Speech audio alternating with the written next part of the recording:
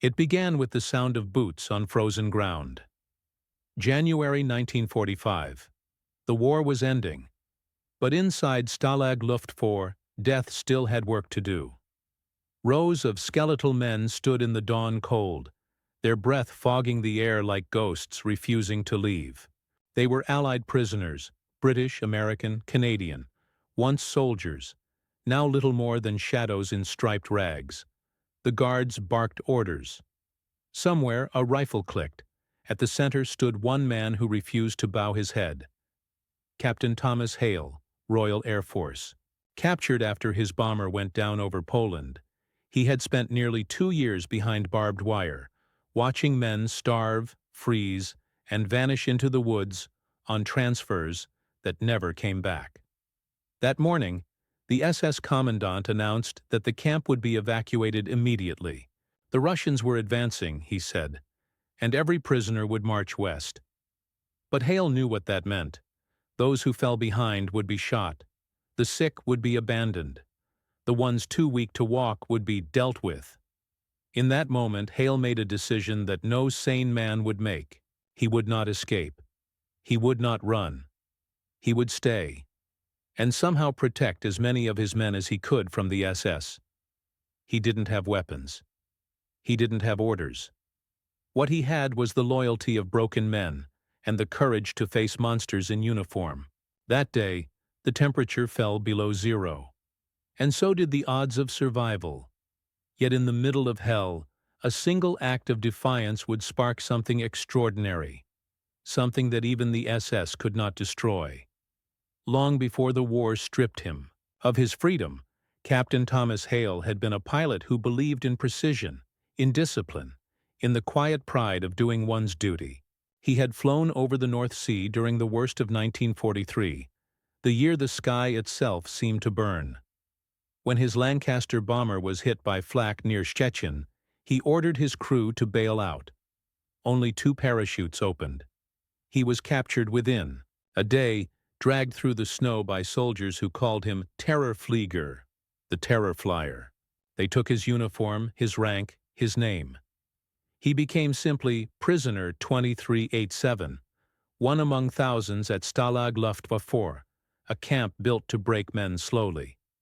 The camp lay in a desolate corner of Pomerania, wind-swept fields, frozen mud, and pine forests that whispered of escape but led nowhere. Inside the wire, hope came in rations no bigger than a clenched fist. Bread that tasted of sawdust, soup that was mostly water. Every morning men lined up for roll call while frost bit through their shoes. Every night, someone coughed themselves to death. Hale had seen camps before, but this was different. By 1945, the SS had taken control. The Luftwaffe guards, once strict but human, were being replaced by black uniformed men who had no interest in the Geneva Convention. The change was immediate. Punishments became executions. Escape attempts ended in public hangings, and food, already scarce, was now a weapon, used to break those who still dared to believe the Allies were winning. Yet Hale noticed something that even the SS couldn't kill: the quiet bond among the prisoners. There was Corporal Davies, who traded his cigarette rations for scraps of bread to feed others; Sergeant Miller, who risked beatings to steal potatoes from the camp kitchen; and Private Novak, a Polish-American who carved tiny wooden crosses for the men who died each night. Hale became a leader not because of rank, but because of endurance. He never shouted, never begged. He simply kept moving, forcing the others to move with him. When new prisoners arrived, hollow-eyed, trembling, he'd give them half his soup and say, "You'll make it. You have to." Then came the winter of '45. The Soviet Red Army was tearing through Poland, crushing the German lines. Word spread through the camp like wildfire. Liberation was coming. Men began to dream again. But hope was a dangerous thing. In mid-January, a convoy of SS trucks arrived at the gates. The commandant, Obersturmführer Keller, summoned all officers to the yard. Hale stood among them as Keller's voice sliced through the freezing air. The camp will be evacuated tomorrow. You will march west. Any man who cannot walk will be shot. Anyone who disobeys, shot. Anyone who tries to escape, shot. It wasn't an evacuation. It was a death march. Hale knew what those words meant. He had heard rumors from other camps. Prisoners marched hundreds of miles through snow and mud until they simply collapsed. The SS left their bodies by the roadside, nameless and frozen. That night, as men whispered in their bunks, Hale sat awake staring at the frost-covered window. Outside, the guards smoked and laughed. Somewhere in the distance, artillery thundered, faint but growing. The Russians were close. Freedom was close. But between them and survival stood the SS, and the endless white of a winter that could kill faster than bullets. Hale's thoughts raced. He could escape with a handful of men, reach the Russian lines, and save himself. But that would mean leaving hundreds behind, sick, wounded, and terrified. He couldn't do it, not after all they had endured together. The next morning, when the prisoners were assembled for the march, Hale looked at their faces, pale, starved, unshaven, and made a silent vow. If the SS was going to march them to death, he would march them to life instead. Whatever happens, he whispered to the man beside him, no one gets left behind. And so began one of the most brutal journeys of the war. One man's defiance against an army that knew no mercy. They began marching before dawn, a line of 3,000 men shuffling through snow that came up to their knees. Each man carried what little he owned, a blanket, a tin cup, a photograph folded in half. The SS guards walked along the sides with rifles raised, their dogs snarling at every stumble. The cold was merciless. Within the first hour, 2 men collapsed. By the second, the first shots rang out. The column did not stop. It never would. Captain Hale walked near the front, counting the paces, forcing rhythm into chaos. He barked quiet. Orders. Not as a soldier, but as a shepherd trying to keep a dying flock together. Keep formation. Share weight. No talking. He knew they wouldn't all survive. But maybe, just maybe, more would live if they kept moving as one. By the second day, frostbite had turned fingers black. Men chewed on snow for moisture. Those who tried to help the fallen were beaten with rifle butts. At night they were herded into barns, the smell of wet hay and sickness thick in the air. Hale gave his coat to a younger man whose lips had gone blue. He tore strips of cloth from his own shirt to bind feet that were bleeding through rags. Every morning they rose to more bodies left behind, stiff, silent mounds half buried in white. Somewhere near Schneidemühl, the march took a darker turn. The SS began separating prisoners, officers to one side, enlisted men to another. Hale saw what was coming. The weaker group would be disposed of. He stepped out of line. When Keller's adjutant raised his rifle, Hale spoke before the shot came. "These men work better together," he said calmly, his voice steady. "Separate them, and you'll slow your march." The officer hesitated. Efficiency, the one language the SS respected. After a pause, he lowered the gun and spat in the snow. "Fine," he said. "But if one falls behind, you die first." It worked. The column stayed together. Word of what Hale had done spread down the line. It gave men something to cling to, a sliver of dignity in a world designed to strip it away. Days turned to weeks. The march stretched across the countryside like a moving graveyard. They slept in ruins, in churches with shattered windows, in ditches that stank of death. Villagers watched from doorways, silent and afraid. One evening, Hale noticed a boy on the roadside, no older than 15, holding a piece of bread. Their eyes met. The boy hesitated, then tossed it toward the column. An SS guard saw it and struck him down. Hale's fists clenched, but he said nothing. He couldn't afford another death. Not his, not the boy's. The men were changing. Fear no longer ruled them. Exhaustion did. Yet even then they obeyed Hale's quiet gestures, his glances, his soft words in the darkness. Don't stop. Don't fall. Help him. He began forming small groups. Squads, he called them, each with a stronger man to watch over the weaker ones. He traded what little he had, buttons, scraps of metal, even his boots, for food from local farmers who pitied them. At night, he divided it evenly. By February, the column had traveled more than 300 kilometers. Fewer than half were still walking. Hale himself could barely stand. His feet were raw, his breath shallow. But he refused to falter where others could see. Then came the order that shattered him. Obersturmführer Keller called a halt near a forest clearing. He ordered 20 men, the sickest, to step forward. "These will not continue," Keller said. "They are a burden. They will be shot." The prisoners froze. The chosen 20 didn't move, too weak to even protest. Hale stepped forward again. "They're not soldiers," he said quietly. "They're sick. Let them rest. I'll keep them moving tomorrow." Keller stared at him, amused. "You think you can decide who lives?" Hale didn't flinch. "If you kill them, you'll slow your march. The bodies will freeze in the road. You'll have to bury them. Waste time, waste bullets." Another pause. The SS officers whispered. Then Keller nodded once. "Fine. But if any of them fall behind tomorrow," he touched his pistol, "you die." That night Hale stayed awake, nursing the 20 with what remained of their strength. He whispered stories, of London, of warmth, of home. Some smiled through cracked lips. Some simply listened. When dawn came, 3 could walk again. 2 were carried by others. 15 never opened their eyes. The SS didn't shoot. Keller didn't look. The march moved on. By the time they reached the Oder River, the men could hear artillery again, louder now. The Russians were only days away. The SS grew nervous. Orders changed daily. Hale sensed desperation in their ranks.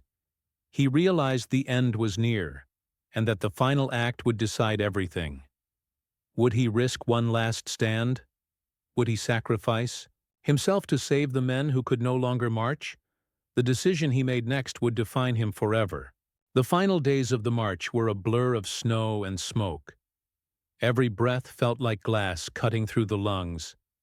The men could see the Oder River glinting faintly in the distance, a dark line between life and death.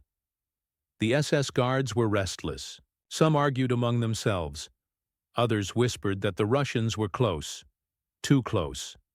The gunfire that once echoed faintly was now a constant thunder. That night, as they sheltered in a ruined farmhouse, Hale overheard 2 guards speaking. The order had come down from higher command. No prisoners were to fall into Soviet hands. The meaning was unmistakable. The SS would execute them all before retreating west. Hale sat in silence, the words sinking deep. Around him, his men slept in heaps, shivering under torn blankets. Every one of them trusted him. Even now, when trust meant nothing against bullets. He could not let it happen.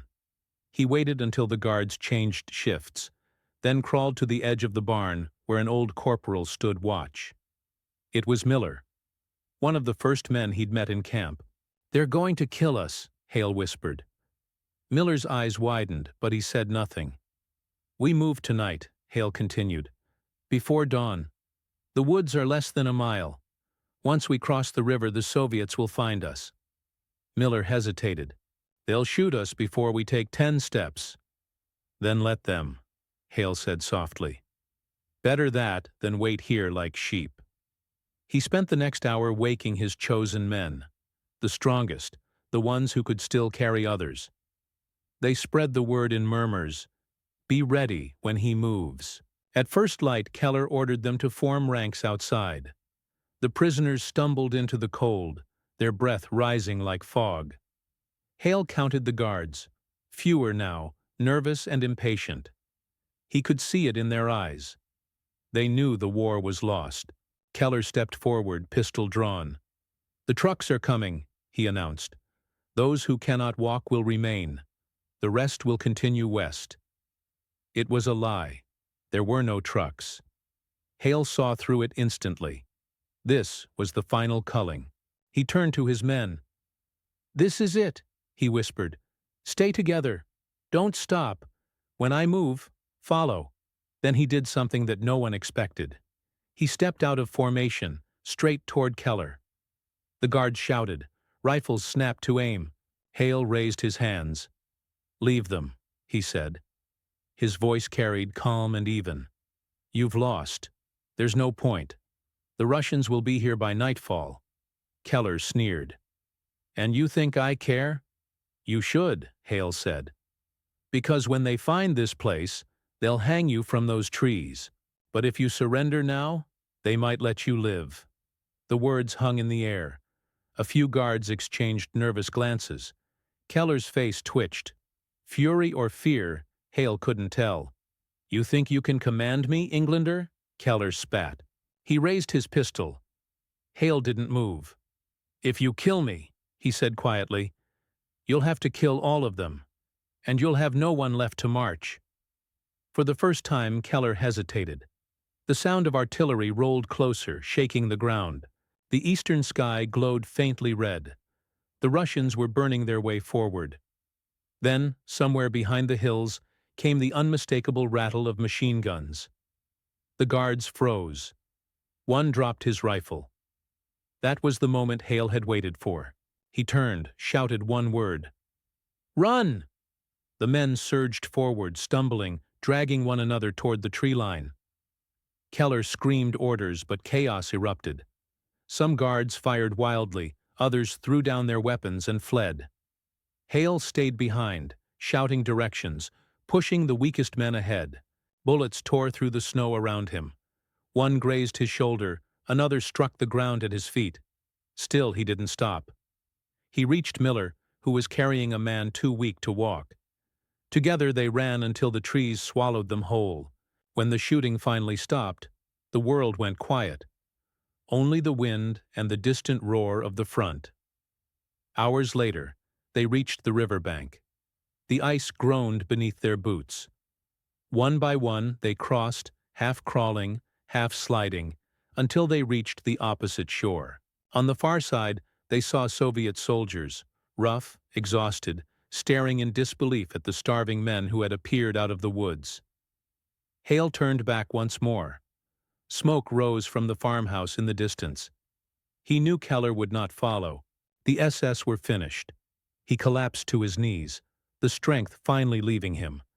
Miller caught him before he fell face first into the snow. "It's over," Miller whispered. Hale smiled faintly. "No," he said, his voice barely audible. "It's never over for men like us." When the Soviets reached them, they counted 73 survivors, out of 3,000. And the man who had refused to abandon them lay unconscious in the snow, his hands still clenched as if holding the line together one last time. When spring finally came, the snow melted to reveal what winter had hidden. The roads lined with bones, the forests filled with shallow graves. Of the thousands who began the march from Stalag Luft IV, fewer than a quarter lived to see liberation. Among them was Captain Thomas Hale. He woke in a Soviet field hospital, half blind from frostbite, his body little more than skin and bone. When they told him the war was over, he didn't smile. He just asked one question. How many made it? They told him 73. He nodded once, then turned his face to the wall. It would take years before anyone heard the full story. The survivors spoke of a man who had stood between them and the SS, who had faced death not once, but every single day of that march. They said he carried hope like a weapon, something invisible but stronger than fear. In the years that followed, he returned home to England a hero no one recognized. He refused medals, refused interviews. When journalists asked him why he hadn't escaped when he had the chance, he simply said, "Because they couldn't." He spent his remaining years in quiet work, rebuilding airfields, helping other veterans find their footing in a world that had already moved on. Those who met him described a calm man, steady but haunted, whose eyes seemed always to be looking at something far beyond the horizon. He died in 1961 in a small village near Cambridge. On his desk was a faded list of names, the 73 survivors of the march, each one carefully written in his hand. No official monument bears his name. No battlefield statue stands in his honor. But in the memories of the men who walked with him, he remained larger than any monument could ever be. One of them, Sergeant Miller, wrote years later, "He taught us that courage isn't loud. It doesn't charge or shout. Sometimes it just walks, one frozen step at a time, and refuses to fall." History often remembers victories, the battles won, the flags raised, the empires that fell. But sometimes, the greatest victory is simply the refusal to surrender your humanity when the world demands you do. And in that long, endless winter of 1945, one prisoner of war proved that even surrounded by death, a single man's defiance could keep the spark of life burning in others. In the silence that followed, the snow buried everything. The tracks, the screams, the pain. But not the memory, because the earth forgets footprints. It never forgets courage.